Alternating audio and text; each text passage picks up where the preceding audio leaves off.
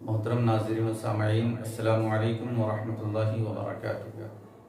بہت سارے ہمارے احباب ہم سے یہ سوال کرتے ہیں کہ حضرت غسل کرنے کا طریقہ کیا ہے اور کس طرح آسان طریقہ ہے اور سنت طریقہ کیا ہے۔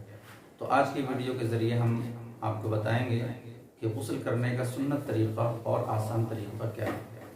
آپ حضرات سے گزارش ہے کہ ہماری ویڈیو میں آخر تک جڑے رہیں، اور جو سب سے پہلی مرتبہ ہماری ویڈیو کو دیکھ رہے ہیں ان سے گزارش ہے کہ ہمارے چینل کو سبسکرائب کریں اور اپنے دوستوں اور احباب میں شیئر بھی کریں۔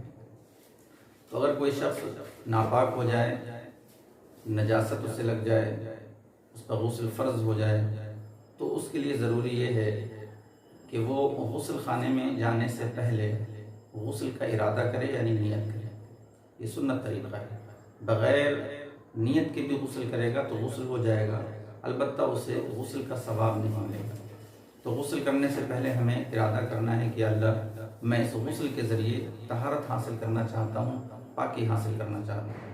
اس کے بعد غسل خانے میں پہنچ کر وہ سب سے پہلے اپنی نجاست کے مقام کو دھوئے، یعنی استنجا کے مقام کو دھوئے۔ استنجا کے مقام میں نجاست لگی ہو یا نہ لگی ہو، لیکن وہ اسے دھوئے۔ اس کے بعد جسم پر جہاں کہیں بھی نجاست لگی ہو اس نجاست کو صاف کرے۔ اس کے بعد نماز کی طرح وہ وضو بنائے۔ نماز کی طرح وضو بنائے، پہلے اپنے ہاتھوں کو دھوئے گٹھوں تک، اس کے بعد کلی کرے، اور کلی خوب اچھی طریقے سے کرے۔ دانتوں میں کچھ پھنسا ہے تو اسے نکالے، غرارہ کرے۔ اگر وہ روزے کی حالت سے نہیں ہے اور روزے کی حالت سے ہے تو غرارہ نہ کرے، البتہ کلی اسے خوب اچھی طریقے سے کرنا ہے۔ اس کے بعد ناک میں پانی ڈالیں۔ ناک میں اگر کوئی گندگی لگی ہے تو اسے صاف کریں، اور کوشش کرے کہ وہ نرم ہڈی تک پانی پہنچائے۔ اگر وہ روزے کی حالت سے نہیں ہے تو نرم ہڈی تک پانی پہنچانا یہ ضروری ہے۔ اس کے بعد جس طرح وضو کرتے ہیں مکمل وضو کر لے۔ اس کے بعد پھر وہ اپنے پورے جسم پر تیل کی طرح پانی کو چپڑے۔ خاص طور سے جب ٹھنڈ کا موسم ہو تو تیل کی طرح پانی ضرور چپڑے، اور اگر ٹھنڈ کا موسم نہیں ہے تو وہ اگر تیل کی طرح پانی چپڑتا ہے تو سنت طریقے پر عمل کرے گا۔ اس کے بعد داہنے کاندھے پر اسے پانی ڈالنا ہے، یعنی سیدھے کاندھے پر پانی ڈالے گا، پھر وہ بائیں کاندھے پر پانی ڈالے گا، اس کے بعد وہ سر پر پانی ڈالے گا، اور سر پر پانی ڈالنے کے بعد پورے جسم پر اچھی طریقے سے پانی بہائے۔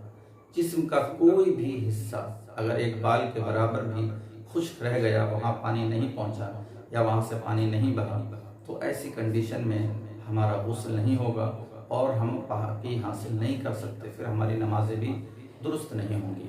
اور جو عورتیں زیور پہنتی ہیں، مثلا کان میں زیور پہنی ہیں اور ناک میں زیور پہنی ہوئی ہیں، تو ان کے لیے ضروری ہے کہ اس سوراخ میں بھی پانی پہنچائیں، زیور کو ہلائیں، آگے پیچھے کریں، پانی پہنچائیں۔ انگوٹھی ہے تو انگوٹھی کو آگے پیچھے کر کے پانی وہاں پہنچانا ضروری ہے۔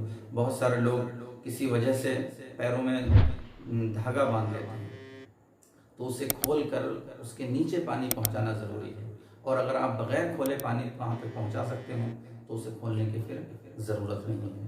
تو دوستو، یہ آسان طریقہ اور سنت طریقے کے اعتبار سے ہم غسل کر کے پاکی حاصل کر سکتے ہیں۔